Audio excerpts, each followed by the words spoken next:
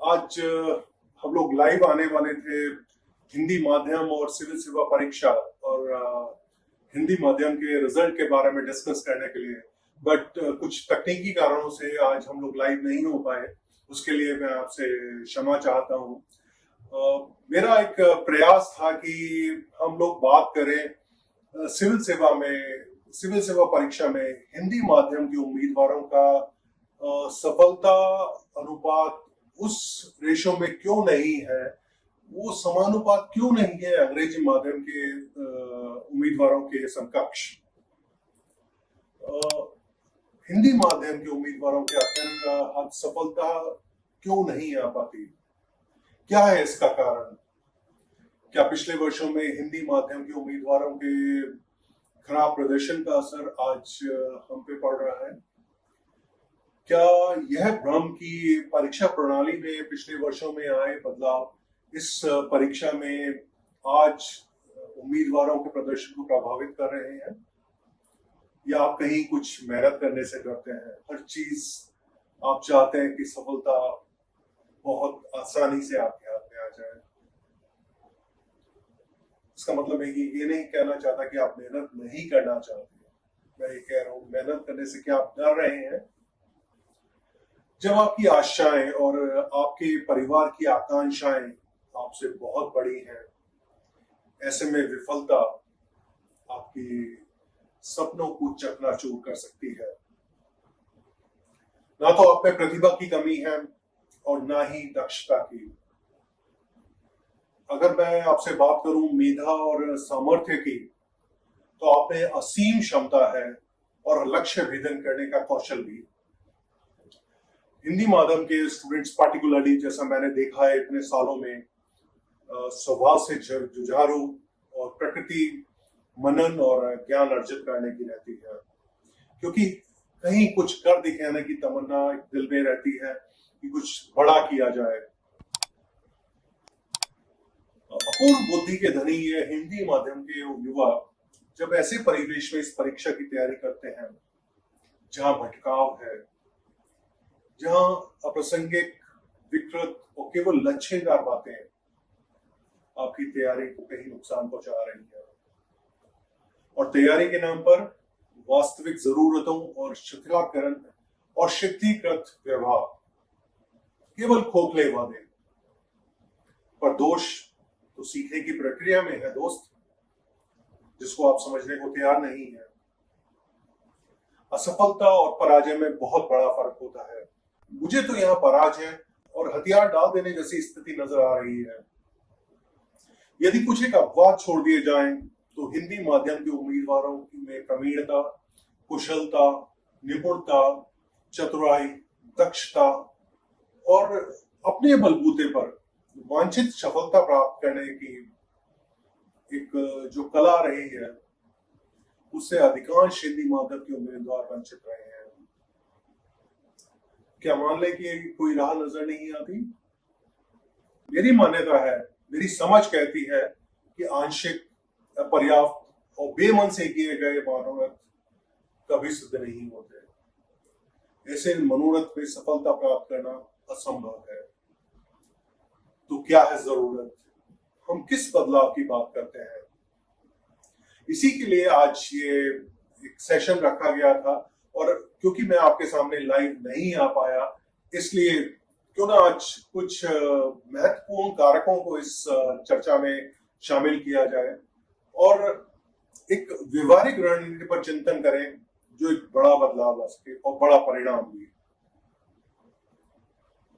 आपके मन में अगर कोई प्रश्न उठते हैं, आपको लगता है कि कोई एक ऐसी चीज है, चाहे वो परीक्षा प्रणाली को लेके है, प्रश्न पत्रों को लेके है, हिंदी अंग्रेजी को लेके किसी माध्यम की वजह से कहीं कोई परेशानी है, आपके मन में जो सवाल आते हैं, विभिन्न प्रश्न जो आपके दिल में कहीं डर पैदा करते हैं, संशय पैदा करते हैं, आइए आप उन प्रश्नों को मेरे साथ साझा करें, शेयर करें, और बहुत जल्द ही मैं आपके सामने उन प्रश्नों के उत्तरों के साथ आऊंगा, और मेरे साथ होंगे कुछ हिंदी माध्यम से सफल उम्मीदवार कुछ मेंटर्स जो हिंदी माध्यम के लिए बहुत वर्षों से इस एरिया में काम कर रहे हैं, और कुछ एक ऐसा संवाद किया जाए जिसमें कि हमें राह मिल सके। अगर मैं अपने मन की बात करूं, मुझे जो जहां नजर आता है कि हिंदी माध्यम में कहां परेशानी है, तो वो सबसे बड़ी चीज है अपने ऊपर विश्वास।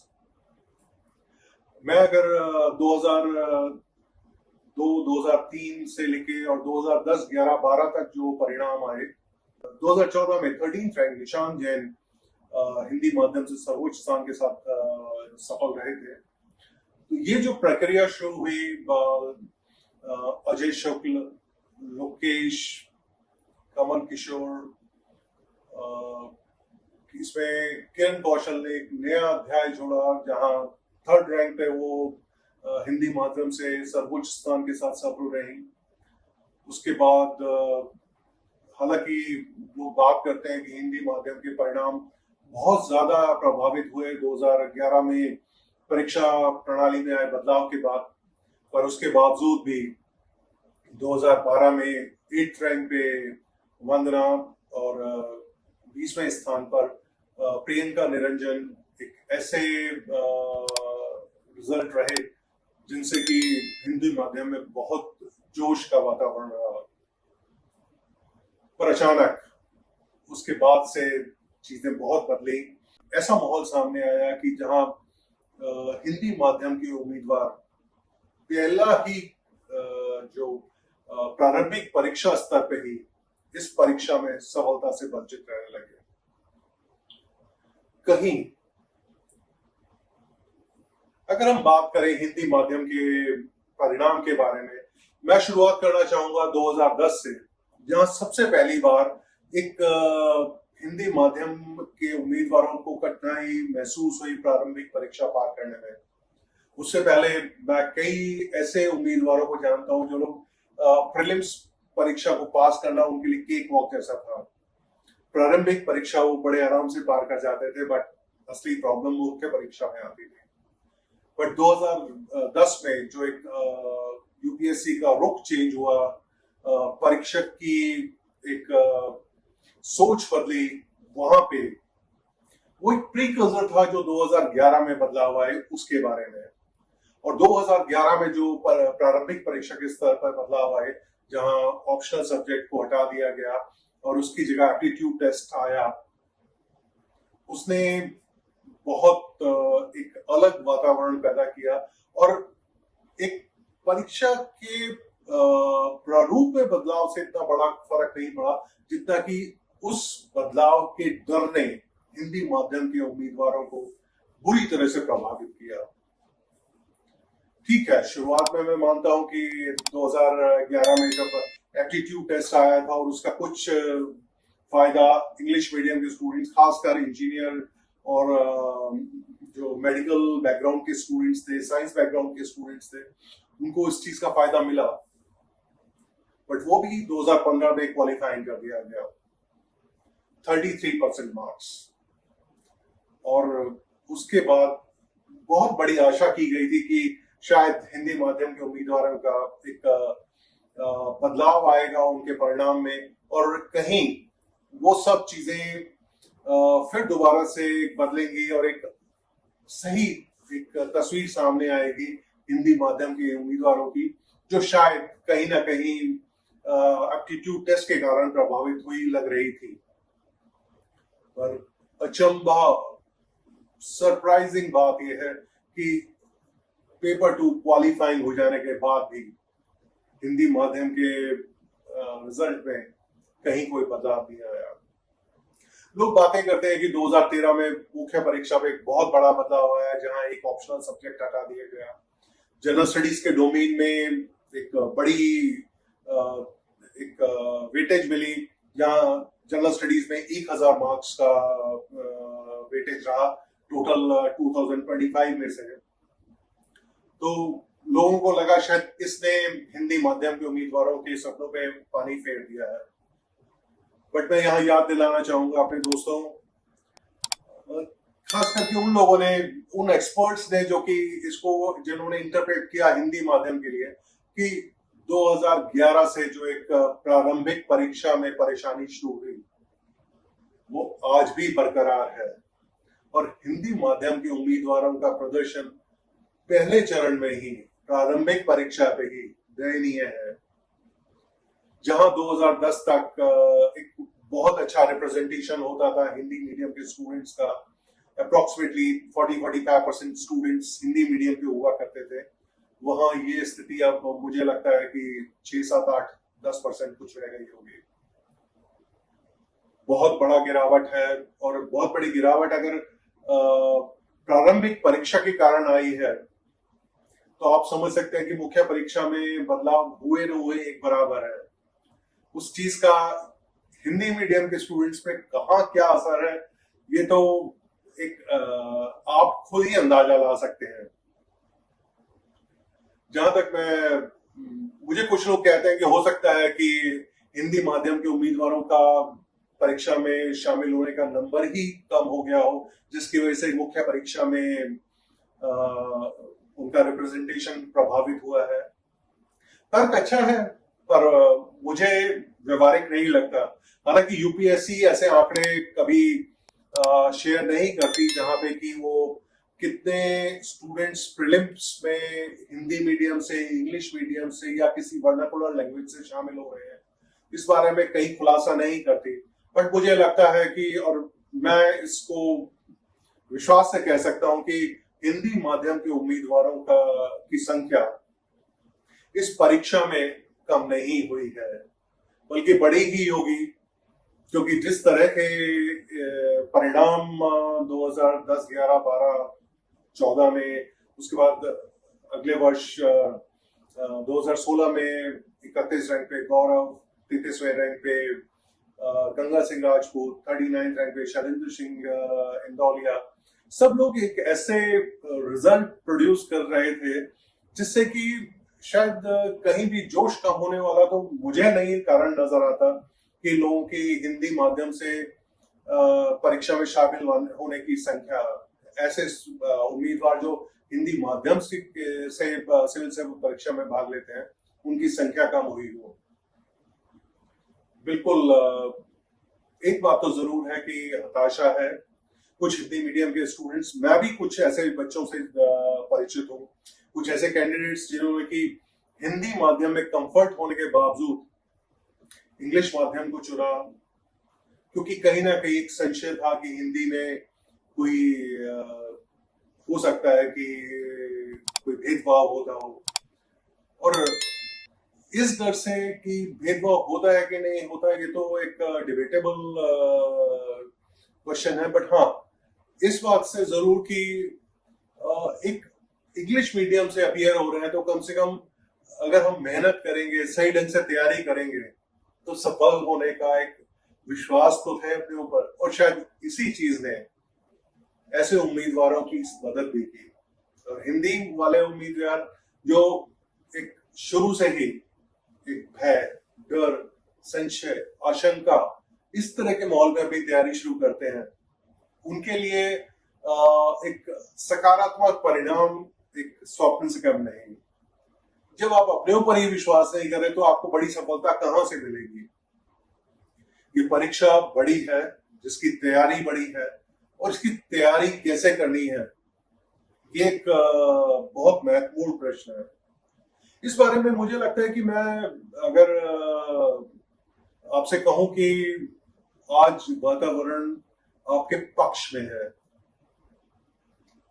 आप कहेंगे मैं क्यों कहता हूं ऐसा, क्योंकि आज जिस माहौल में हम लोग तैयारी कर रहे हैं वो माहौल एक बिल्कुल डिफरेंट माहौल है, जहां की इतनी अवेयरनेस है, परीक्षा के इर्द गिर्द इतनी जानकारियां उपलब्ध हैं, इतने वीडियोस हैं, इतने आर्टिकल्स हैं, इतनी चर्चाएं होती रहती हैं, और जहां तक रणनीति बनाने का प्रश्न है, मेरे ख्याल से आपको कोई रणनीति बनाने में शायद ही कहीं कोई परेशानी होती हो। आपके सामने जो लक्ष्य है वो लक्ष्य बड़ा लक्ष्य है, और जब आप एक कोई बड़ी चुनौती का सामना करते हैं तो वहां आपको अपने ऊपर विश्वास सबसे महत्वपूर्ण है। और यहीं पे हिंदी और इंग्लिश मीडियम का जो डिफरेंस होता है, हम जो जिस अनुपात की बात कर रहे थे, उस अनुपात में अगर हमें कहीं कोई एक दूरियां नजर आ रही हैं तो उसका कारण है इंग्लिश मीडियम स्टूडेंट कॉन्फिडेंट है, अपने बारे में, अपनी सफलता के बारे में आश्वस्त है। हिंदी माध्यम का उम्मीदवार कहीं संशय में है। तो आप इस डर को अपने मन से निकालें। और ये एक ऐसी चीज है जिसके बदलाव से आप देखेंगे कि आप जब तैयारी करते हैं, आपको तैयारी करने के दौरान आपका अपने ऊपर विश्वास आपकी तैयारी के ढंग को बिल्कुल बदल देगा। आप अपनी सोच को एक अलग रखें। और हाँ, दूसरी चीज मैं बात करना चाहूंगा, जहां हिंदी मीडियम के स्टूडेंट्स बात करते हैं संसाधनों की कमी के बारे में।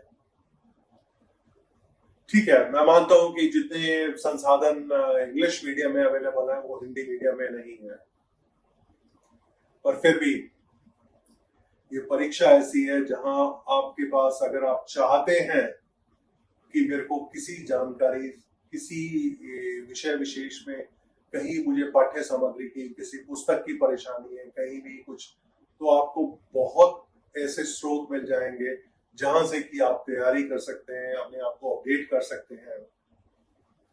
हाँ, जरूर है कि हिंदी में the Hindu, the Indian express, ये अखबार, द टाइम्स ऑफ इंडिया, ये अखबार हिंदी में अवेलेबल नहीं है। बट पिछले कुछ वर्षों में हिंदी न्यूज़पेपर्स की क्वालिटी में जबरदस्त बदलाव आया है। हर एक मीडिया में जो एक बदलाव आया है, पूरा एक क्रांति आई है इंटरनेट युग के बाद, उसने हिंदी माध्यम के समाचार पत्रों में भी एक जबरदस्त बदलाव लाया है। तो आप अगर सही ढंग से पढ़ते हैं, और आप एक चीज जरूर सोचें और समझें भी इस चीज को, कि क्या सिर्फ हिंदू ही है जिससे आप सफलता प्राप्त कर सकते हैं? अगर आप हिंदू या इंडियन एक्सप्रेस नहीं पढ़ते तो आप अपने समाचारों को, अपने विचारों को अपडेट नहीं कर सकते। ऐसा नहीं है। आप देखेंगे तो जिस तरह के प्रश्न पूछे जा रहे हैं, अब यूपीएससी परीक्षक अपने को हिंदू तक ही सीमित नहीं रख रहा है। और ये जरूरी नहीं है कि आप जब तैयारी करें तो किसी न्यूज़पेपर, एक न्यूज़पेपर के ऊपर आप भरोसा करके तैयारी करें। जब आप तैयारी कर रहे हैं, आपके पास टॉपिक्स मिल जाते हैं, उन टॉपिक्स को आप इंटरनेट पे सर्च करें। हो सकता है कि आपको बहुत कुछ जानकारी जो आप चाहते हैं उससे रिलेटेड इंफॉर्मेशन, उस पर्टिकुलर टॉपिक से रिलेटेड कहीं कोई डिटेल्स आपको हिंदी में मिल जाए। आप अगर कहीं अटकते हैं तो यहाँ पे आपके मेंटोर्स का रोल आता है, जहाँ पे कि वो लोग आपको कहीं किसी चीज में अगर आपको समझने में कहीं कोई परेशानी आ रही है, आपको किसी जगह पे किसी पर्टिकुलर टॉपिक के लिए क्वालिटी कंटेंट नहीं मिल पा रहा है, तो वहाँ बेशक आप अपने कोचिंग इंस्टीट्यूट्स, अपने मेंटोर्स से उस चीज के लिए जानकारी अपडेट कर सकते हैं। और एक और जो बात मैं कहना चाहूंगा वो है, आप जो अपना रिसोर्स है, आपके पढ़ने के लिए जो आप सामग्री यूज करते हैं, उस सामग्री क्या है?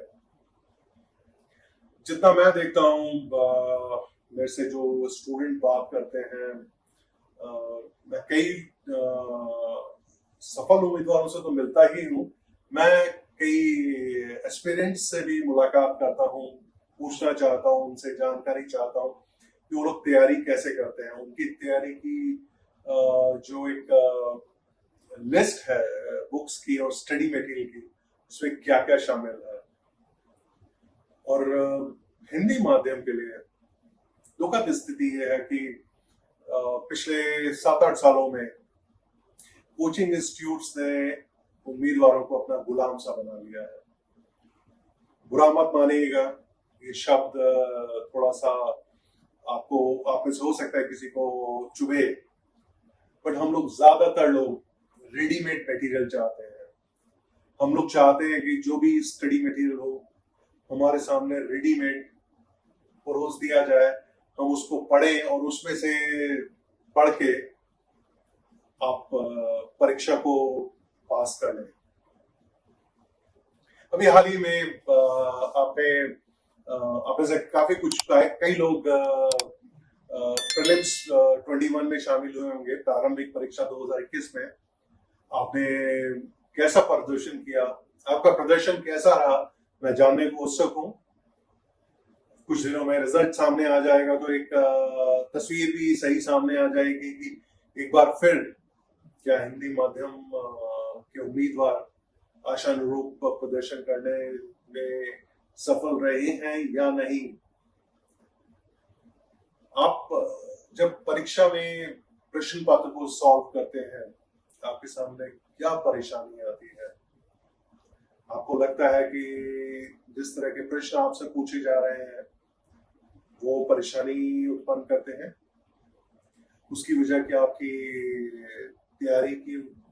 तैयारी में आपके रिसोर्सेज की वजह से है?